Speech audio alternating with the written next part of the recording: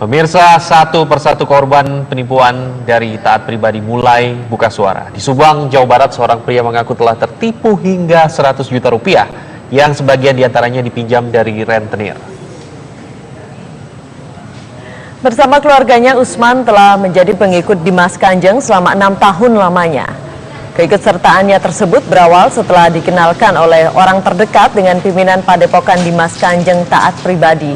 Usman dan keluarganya lalu lantaran diiming-imingi janji bahwa taat pribadi dapat melipat gandakan uang. Selain itu, ia juga diberi kotak berupa peti dapur ATM yang diisi uang lembaran Rp10.000, minyak, serta sejumlah jimat.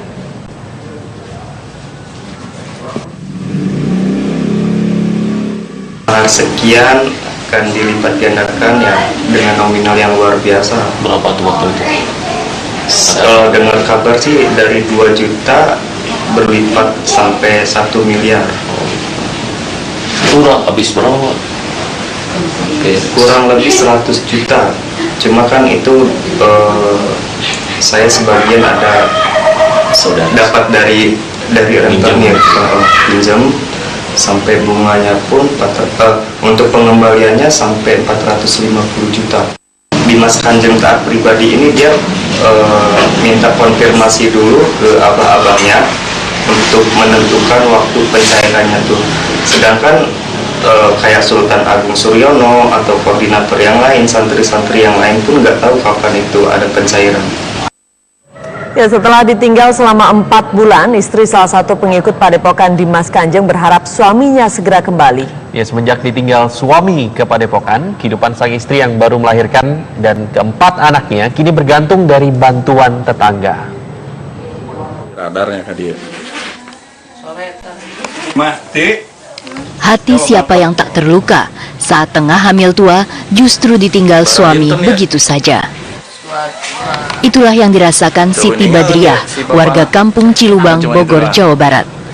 Sudah 4 bulan suaminya, Suminta, meninggalkan dirinya dan 3 anaknya demi ke Padepokan Dimas Kanjeng taat pribadi di Probolinggo, Jawa Timur. Sebelum pergi, Suminta sempat meminjam uang sebesar 50 juta rupiah untuk dijadikan mahar ke Dimas Kanjeng taat pribadi. Namun, hingga saat anak keempatnya lahir pun, sang suami tak kunjung kembali. Dari komunikasi melalui telepon, Suminta yakin uang mahar yang diberikan ke taat pribadi akan kembali dan berlipat ganda meski taat pribadi telah ditangkap polisi. Siapa? Udah berapa lama sih, Bu, si Bapak? 5 bulan? Jalan 4 sekarang. Jalan 4 bulan sekarang. Ibu pengennya pulang. Iya.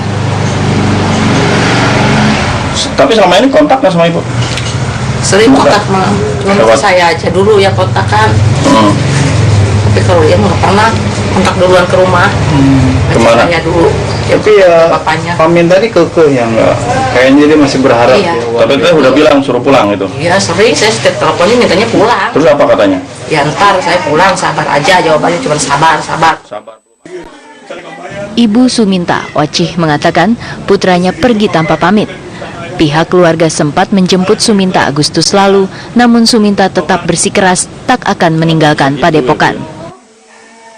Cepat pulang, kumpul lagi sama keluarga sini. Ibu sedih melihat anaknya, istrinya. Ngelahirin ya, Bu? Iya.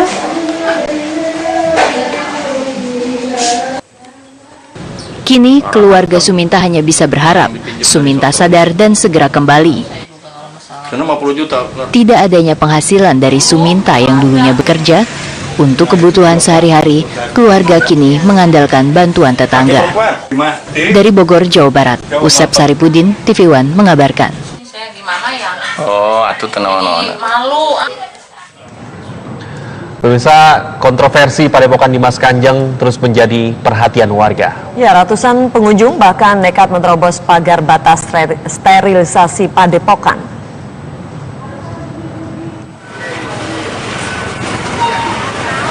Ratusan warga terus berdatangan baik dari dalam maupun luar kota ke Padepokan Dimas Kanjeng.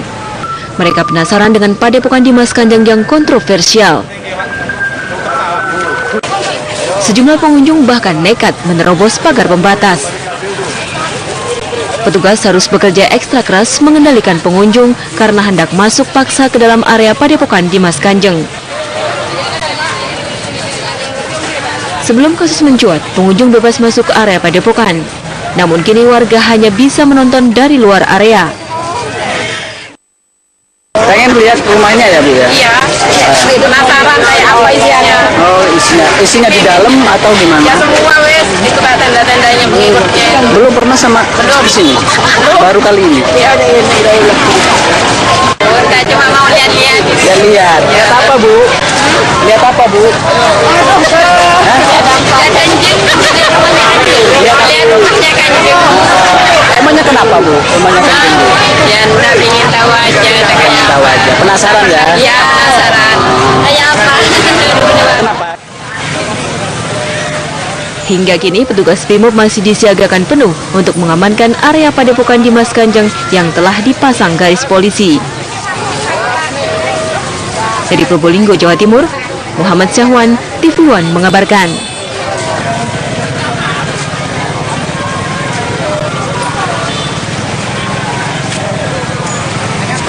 Ya, kita beralih ke kabar selanjutnya. Pemirsa, ini ada kabar dari Polresta Pekanbaru Riau yang menangkap dukun palsu yang mengaku bisa menggandakan uang dan membuka iklan lewat media sosial Facebook. Ya, Agung Pujakusuma alias Ki Purbo Lalang Jati ditangkap berdasarkan laporan korbannya yang mengaku tertipu 63 juta rupiah.